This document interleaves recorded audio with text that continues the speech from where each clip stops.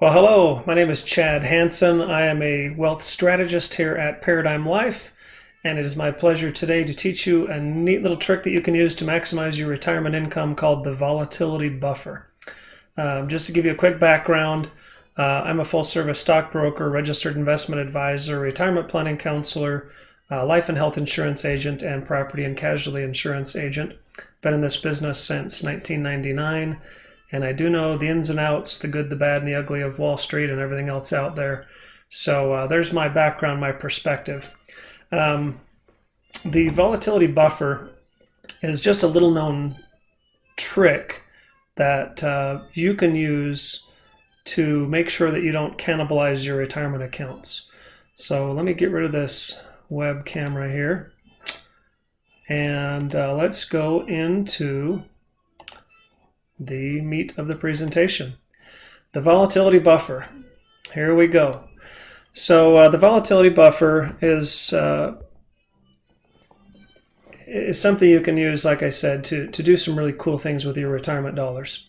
So let me explain an initial concept called dollar cost averaging first. Okay, so dollar cost averaging is something where as you are contributing actively to your retirement accounts, your 401ks, IRAs, mutual funds, between the day you start in the workforce till the day you retire, dollar cost averaging is actually a good thing. When the market dips, what happens is rather than just buying one share for $1, so in this we're assuming you buy one share for $1 every 1 year, just to keep the numbers simple. In year one, you take $1, you buy one share. If the market stayed flat, in year two, you would buy another one share. In year three, you would buy another one share. You'd end up with 3 shares. When the market has a severe loss, in this case, basically a 50% loss, which we did experience in 2000, 2003, market dips 50%, that $1 share now costs 50 cents. You end up picking up 2 shares for that dollar. So at the end of that period, rather than ending up with 3 shares or $3, you end up with 4 shares and $4. So that dip or decline in the market during that period actually really helped you accumulate more. The problem, though, is that when you reverse this and you're now in retirement, dollar cost averaging, or the reverse dollar cost averaging, is a nightmare. It's a bad thing for you. Because again, if you had planned on pulling out $1 worth of income each year during this period, in period 1, you'd have to sell 1 share to pull out $1. In period 2, you now have to sell 2 shares to get that same $1 of income out. So instead of just spending the 3 shares you had planned on, we've now taken out 4 shares worth, and we've also now taken out the growth on that extra share for the rest of your life. So what we've done here is you've just cannibalized your retirement or investment account. So instead of having this account last for the next 30 years, maybe it only lasts 10 or 12 years. Then what are you going to do? Okay, that's a major issue. So the question is, what do we do about this? All right. So let me give you a hypothetical retiree profile here. Let's say we have a 1 million total investable assets. 25,000 of that is in gold, silver, collectibles. 225 is sitting in cash, savings, money markets, or CDs, and we have 750 in IRAs, 401ks, or other market-based retirement accounts. Okay.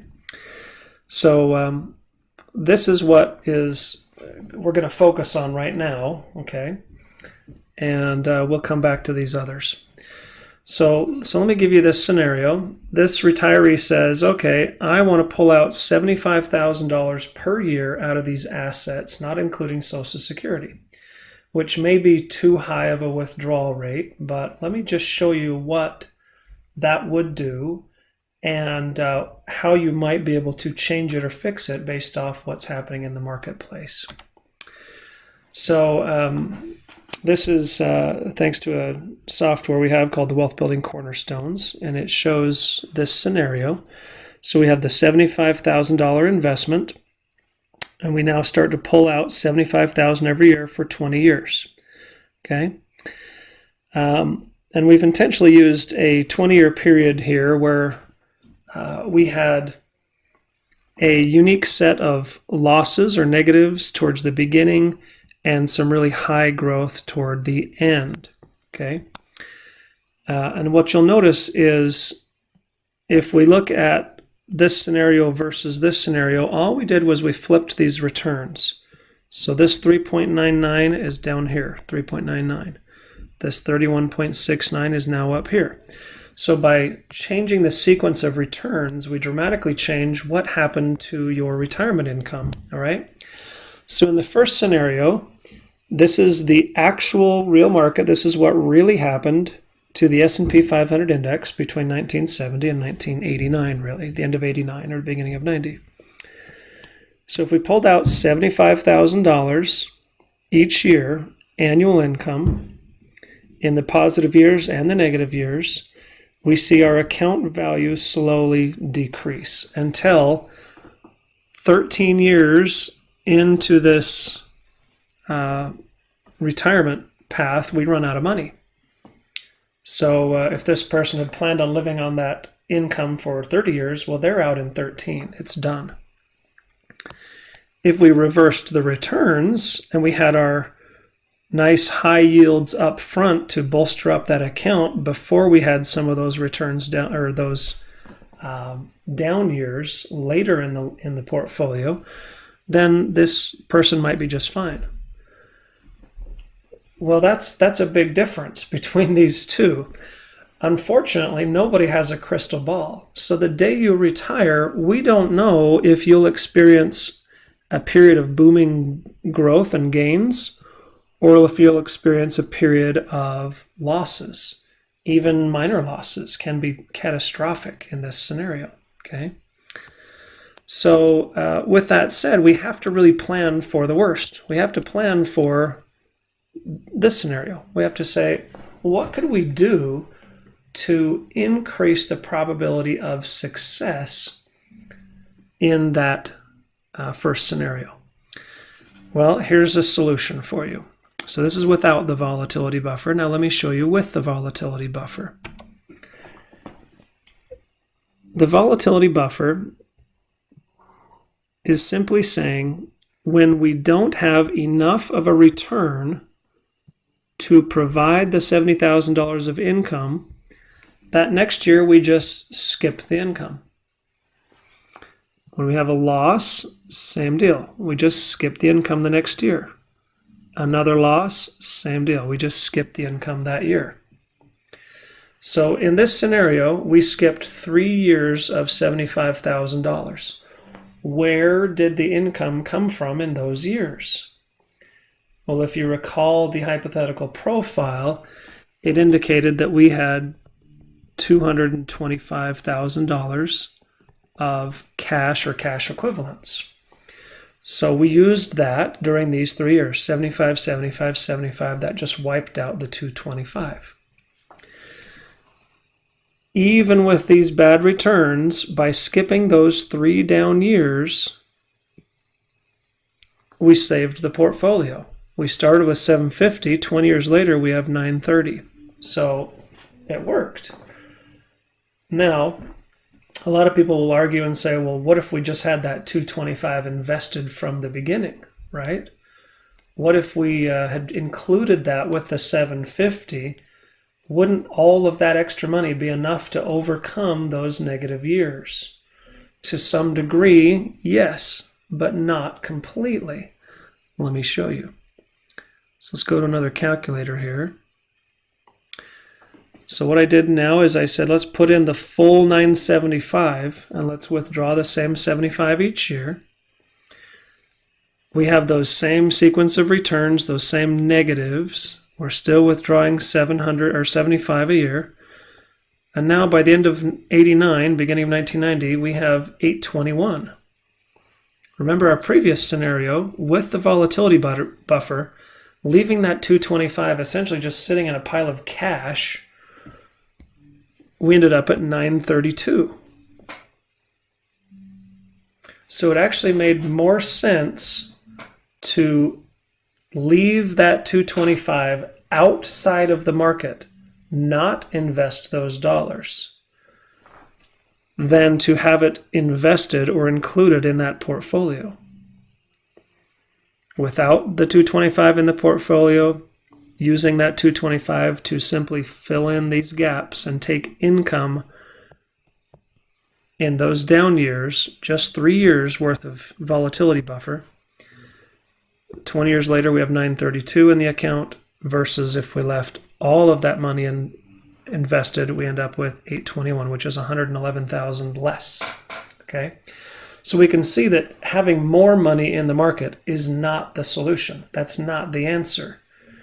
The solution is we need to have some money outside of the market, non-correlated assets. They can't be correlated to the market. They have to be outside the market, safe, secure, guaranteed money. Okay, it has to be money we can depend on and money that we can access when we have a down year. And it'll help in every scenario. If you notice, even in the other scenario, in the good scenario, when our money lasted, in the first scenario, without the volatility buffer, we end up at $2.2 million at the end of 20 years. Using the volatility buffer, we end up at 2.9 million. Okay, significant difference. That's $700,000 more in that account at the end of the 20 years by using the volatility buffer. Okay, so we definitely want to use the volatility buffer regardless of what happens with the market. And ideally, you want to have a little more in there than just 3 years worth of buffer. I would recommend 5, but the more the better. Okay, at least 5 is kind of my recommendation. This scenario is just showing you 3, and 3 years worth of volatility buffer makes a tremendous difference. Okay, it saved this portfolio, and now the likelihood of this lasting the rest of this individual life is much, much greater. Okay, all right. So when I talk about accounts that actually work, or areas where you can stash some money that's not correlated to the market and yet still works for you, these are some of the options. So the first option was just cash, which is what we used in this scenario we just went through. Cash works, as you can see, but it is the least efficient. Cash or cash equivalents, I guess, if you had invested it somewhere, would be taxable. There's no yield on pure cash, and it's very inefficient. Okay, if you had that in a savings account, checking account, money market account, CD, again, taxable, low yield, but we do have a yield. So would it have been better to have a couple percent extra in that account versus just 0? I would say yes, it'll make a difference. Our next option is a fixed or even an indexed annuity. Some people like fixed annuities because it works much like a CD through the bank, except it's designed by an insurance company. The purpose for a fixed annuity is to fix or guarantee a particular interest rate or yield. So you take your dollars and put them in this account. It guarantees you a specific yield or a rate of return each year, and then you can withdraw as much or as little as you need within certain restrictions or parameters. Most of those have a 10% free withdrawal provision each year. So let's say you had $100,000 in the account. The most you could pull out without penalty, without losing your interest or suffering penalties, would be $10,000. So you want to be careful that we don't exceed our limits, and you still have enough to access for the volatility buffer. Index annuities work the same way as far as that 10% free withdrawal goes. The difference is that they track the market. So I guess a better way to say that is they can follow a market-based index.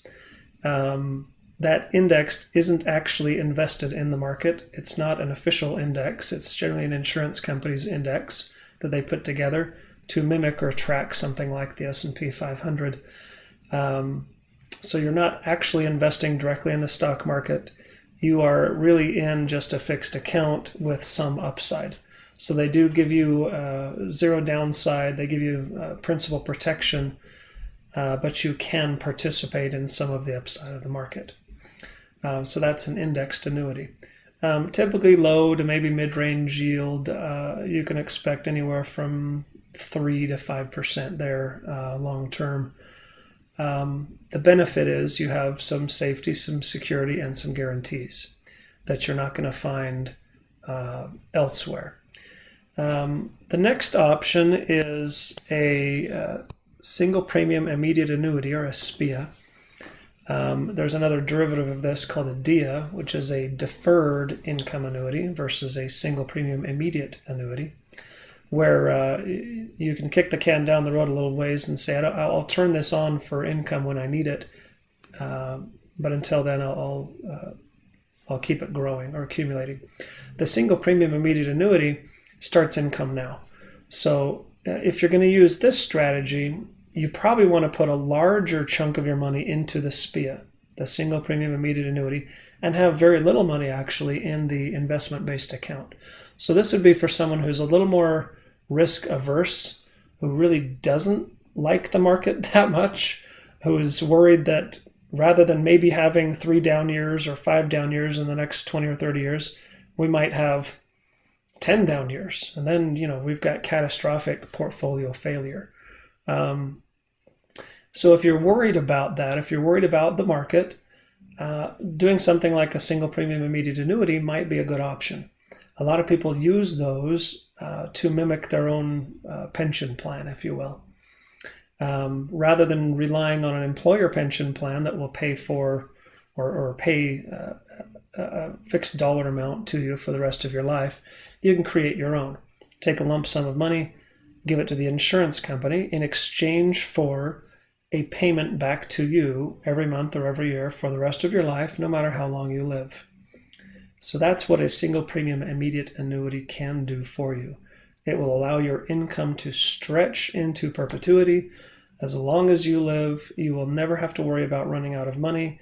You'll never have to worry about the market collapsing or crashing. You just won't participate in any of the upside of the market. If you're okay with that, a SPIA is a way to go. The final option is something called a Wealth Maximization Account. We lovingly refer to it as the WMA. A lot of our clients will blend a few of these. So you may have a SPIA and a Wealth Maximization Account, or you may have a fixed annuity or an index annuity and a Wealth Maximization Account, or you may have that CD that you just love and a Wealth Maximization Account. Typically, it's kind of these last two. So you might have a SPIA that's actually funding the Wealth Maximization Account, and then the Wealth Maximization Account is what you would use to be the volatility buffer. So the Wealth Maximization Account is, rather than tax deferred, it's actually tax free, which is a really good thing. You get a decent yield, anywhere from 4 to 8%, tax free, risk free, not bad. You've got some guarantees. There's a guaranteed interest account involved in those, typically 3.5% to 4% right now. They also provide dividends or pay dividends each year. You can use this as what's called a covered asset. Let me explain this concept of covered asset. If we have $225,000 in cash, and we pull out 75, 75, 75, what's left? Zero, right? That asset is gone for the rest of your life. You've just lost that $225,000. You spent it. You used it as income. It's now gone. You no longer get the compound growth or interest off of that money for the rest of your life. It's toast. Using a covered asset is an account where we can say, all right, we're going to find a way to replace those dollars upon your death. Okay. So the Wealth Maximization Account has a death benefit that would be there, that in the event of your passing would then replace that 225 to your estate or to your heirs, to your spouse or children or grandchildren or favorite charity. So there's a way to recapture those dollars. You can spend them and replace them using this strategy, okay, or using this account. So you kind of have your cake and eat it too. All right. So that's a good thing. So that's what a covered asset is. It's saying we're gonna replace those dollars. We're gonna use them as part of this strategy, and then we're gonna make sure that those are replaced. They're covered. Okay. The only drawback to this is you must be insurable. So if you have heart conditions, if you have diabetes, if you have cancers and tumors, if you are on death's door, this might not work for you. However, you do have the ability to borrow a life. For example, let's say I'm not insurable, but my wife and all of my kids are. Well, great. I can open up an account on my wife or on my children, which I have done, by the way. I own 9 of these wealth maximization accounts, 3 on myself, 2 on my wife, and 1 on each of my 4 children. They're fantastic. So if you are not insurable yourself, if you have an immediate family member that is, fantastic. You can use this wealth maximization account strategy and simply borrow their life. Okay. All right. Next concept here is one thing I've pointed out here is taxes. All right. I want to make sure everyone understands the difference between these accounts is not just the yield. We're not just dealing with low yield, mid-range yield, good yield. We're also dealing with taxable, tax-deferred, or tax-free. So there's always a debate about which is best. Do you want a fully taxable account where you pay the taxes every year as you go along? Do you want one that's tax deferred where you avoid all the taxes today and then you basically kick the can down the road and pay the taxes later when you pull the funds out? Or do you want one where you pay the taxes going in and now the money coming out on the back end is tax-free? Well, let's talk about that for a second. Let me get rid of my camera here again and we'll go full screen on the next slide. I wanted to review the last 100 years or so of the U.S. tax code. Okay, this is the top and bottom federal tax brackets going back to 1913. And what I want you to notice about this is really just kind of history here. Over the last 65 to 70 years, both of these tax rates have gone down. So if you were a worker in the 40s and 50s, the best thing you could do would be to defer your income into these new accounts called the 401k plans, and then retire down here and truly pay less in taxes. If you were a worker in the 60s and 70s, the best thing you could do would be to defer your income into 401ks and IRAs, then retire down here and truly pay less in taxes, be in a lower tax bracket and pay less in taxes. If you're a worker in the 70s, 80s, even early 90s, defer your income in these rates and retire down here somewhere, pay less in taxes. It worked beautifully for the last 3 generations.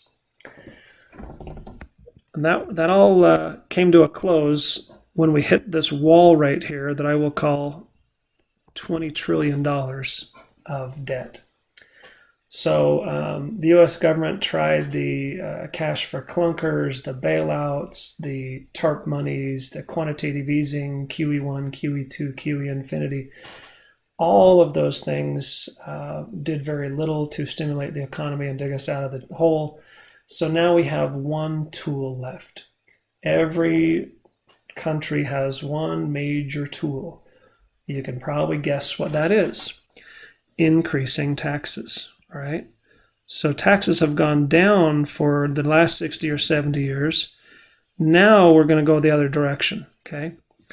So if tax deferral was the best thing since sliced bread for the last 60 or 70 years when tax rates were going down.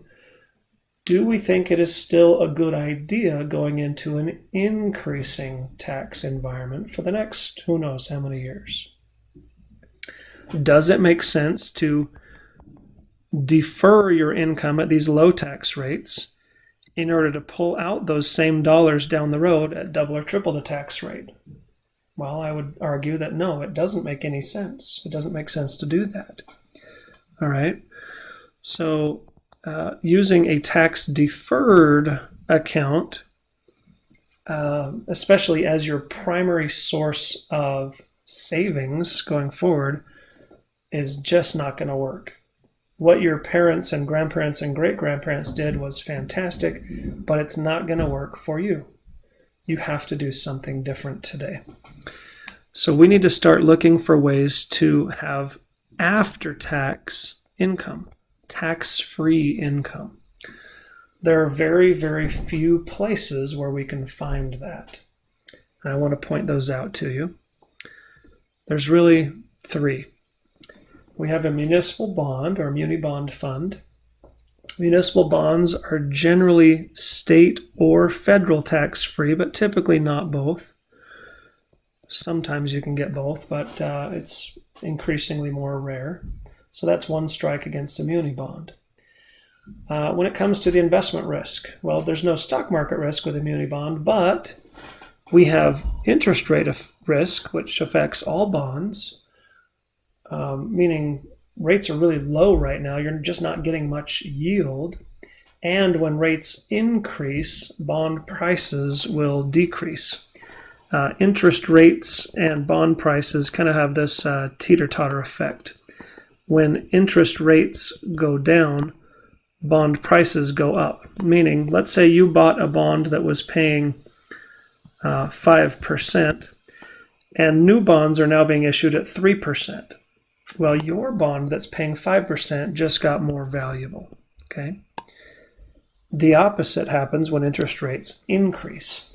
So again, much like the tax system and the tax history, we now have to kind of look at the history of interest rates. Interest rates have gone down, down, down, down, down for a long time. Now where do we think they're going to go? If you think that interest rates are going to start to increase now, then a municipal bond, or really any bond for that matter, is not going to be a good thing for you. Because as those interest rates increase, your bond prices will now decrease. So if you've got a bond that's paying you 2% or 3%, interest rates increase in the future and new bonds are being issued at 5 or 6%, who in their right mind would buy your bond that's only paying 2 or 3? So your bond becomes worth less and less as that happens. So interest rate risk is a real thing, real issue, real problem. As interest rates go up, your bonds will not be the safe haven that they have been in the past. The second risk that affects a municipal bond is credit risk. So depending on the report you read or the data you have in front of you, you'll see that anywhere between 30 to 40% of all of the municipalities in the United States are currently in or near default. That's a big issue. 30 to 40% of these are about to go belly up. Okay, you could lose all of your money. So that's a problem. All right, so that's another strike against a municipal bond. They're out. Another big issue with a municipal bond is that you can't access those dollars without stopping the compound interest growth. Okay, meaning if you liquidate a municipal bond, turn it into cash, and then spend that cash as income, we now have the same problem we had with just using cash itself, is that there's nothing left. Your compound interest stops at that point, okay? And all future growth ceases. So 3 strikes, muni bonds are out. So that's not, although yes, they can be tax-free, they don't work as well as a volatility buffer. And they definitely don't work as a covered asset. The next account we have is the Roth IRA.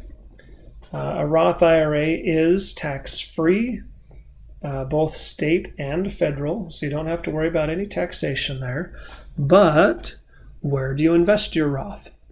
I guess technically you could have a Roth at the bank invested in a CD somewhere, but most of the time it's in a stock-based account or a mutual fund-based account inside the stock market. So we do have stock market risk. The Roth IRA does limit your access, I guess, to those funds, so accessibility is a problem. But when you do cash out those funds and turn them to cash and then spend them elsewhere, again, you lose your compound interest growth on those accounts going forward. There are contribution limits, there are income limitations, there are governmental restrictions on when and how you can access interest and when you have to start withdrawing funds at age 70 and a half. So you lose some of the ability to fluctuate that account as you might need to do so. So Roth, again, not the ideal volatility buffer because it's in the market to begin with. But even if it wasn't, it still won't work as a volatility buffer. Although it does give you the tax-free benefits, we still have all of these other issues that take it out of the running. The Wealth Maximization Account becomes our premier option here because, yes, you do get both state and federal tax-free growth. No, there is not any stock market risk. Yes, you can access those funds without interrupting your compound interest curve. We'll do another segment at some point and describe the Wealth Maximization Account inside and out and show you how that is accomplished. You can leverage that account and do a lot of really cool things with it. There are no specific governmental contribution limits like 18.5 into a 401k or 5,000 or 5,500 into a Roth IRA or traditional IRA. You don't have those preset limitations on this account. You have a lot more latitude and flexibility.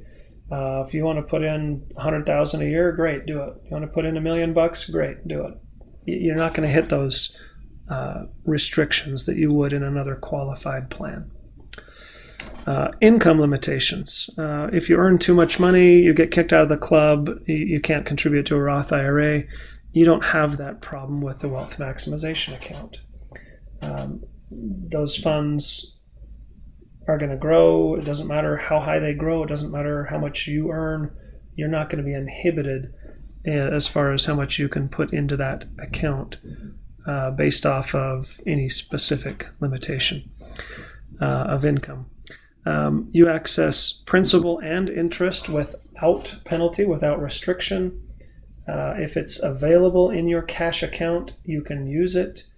Unlike your Roth IRA, where you have access to principal before age 59 and a half, but you don't have access to interest unless it is for a federally approved hardship, such as death, disability, divorce, first-time home purchase, or college education. The biggest difference with these three, at least, is something we call the utility of the dollar. Some people call this velocity of money. This is how many uses do you get for each dollar, or what is the bang for your buck? Okay, how fast and how far can we stretch these dollars? With a municipal bond, we've got two benefits. We have a tax benefit and some sort of an interest rate yield. With a Roth IRA, we have two benefits. We have a tax benefit and, cross your fingers, hopefully, a stock market yield. With your Wealth Maximization Account, we have tax benefits. We have a guaranteed interest account, as I mentioned, 3.5% to 4%.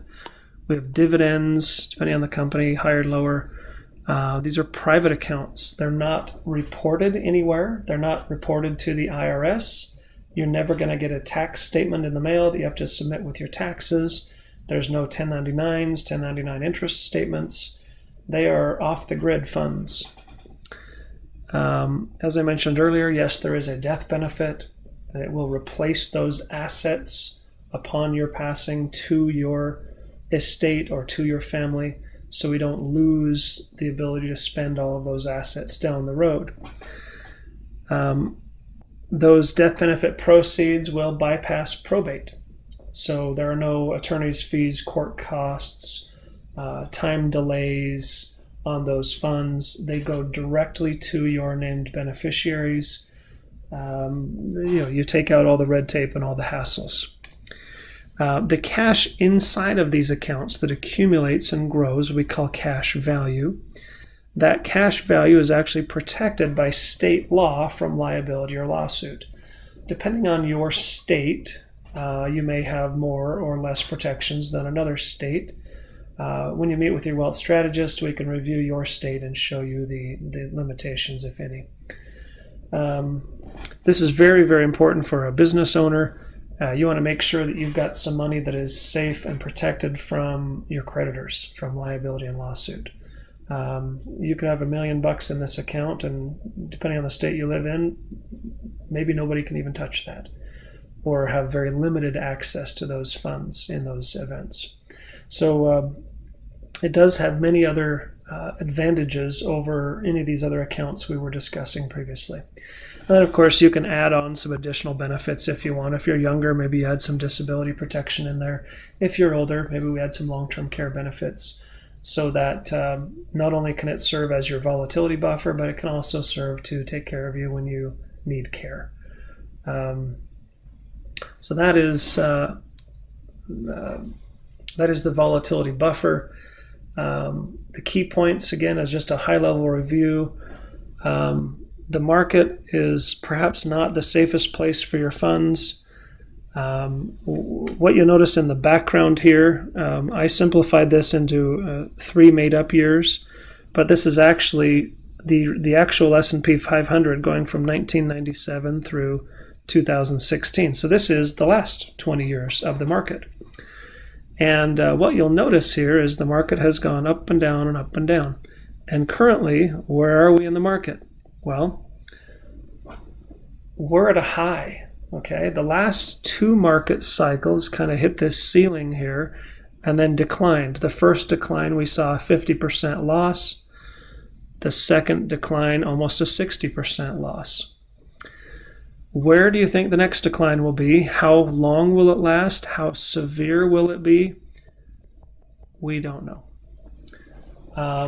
I would guess that it's probably not going to be pretty, and it's probably going to last for quite some time.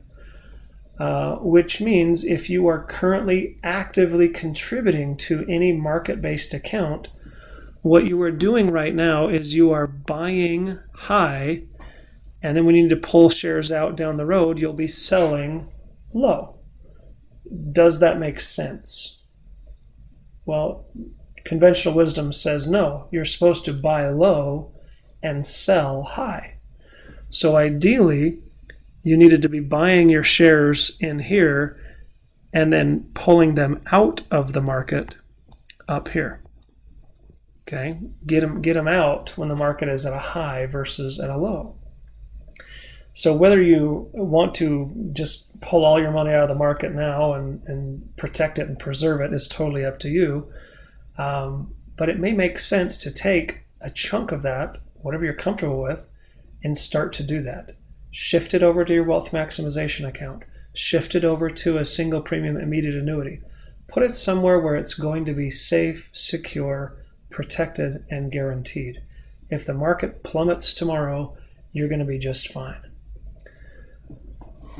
If you are already in your retirement years, that sense of urgency might be a little more important, because again, do we want to be pulling money out of the market while the market is declining or decreasing?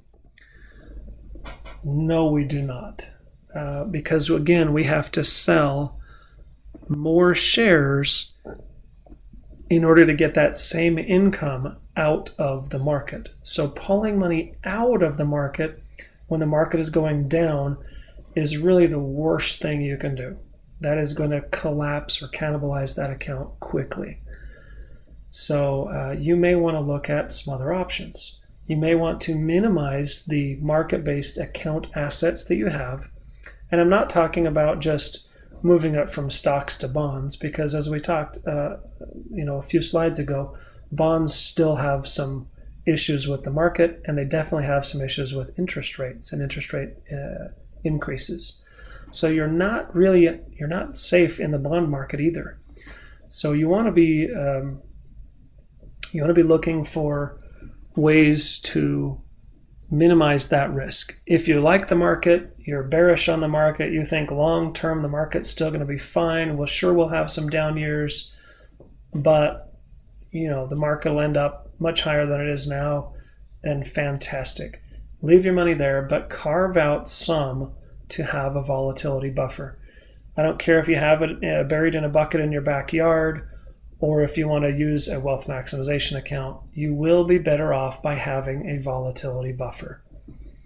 Okay, having some money in the market and brings about its own perils. Having the ability to skip these down years will save you from running out of money and moving in your kid's basement down the road, and allow you instead to have an increasing account that's going to be there for you for the rest of your life or for a much longer period of time. So I will end with that today. Watch out for market risk. Reduce every risk you possibly can. Shift as much money as you're comfortable out of the market while the market is high and taxes are low.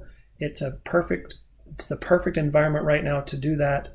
We're at a 70-year low in our tax brackets, and we're at an all-time high in the market. If you're going to take some of that cream off the top, now is the time.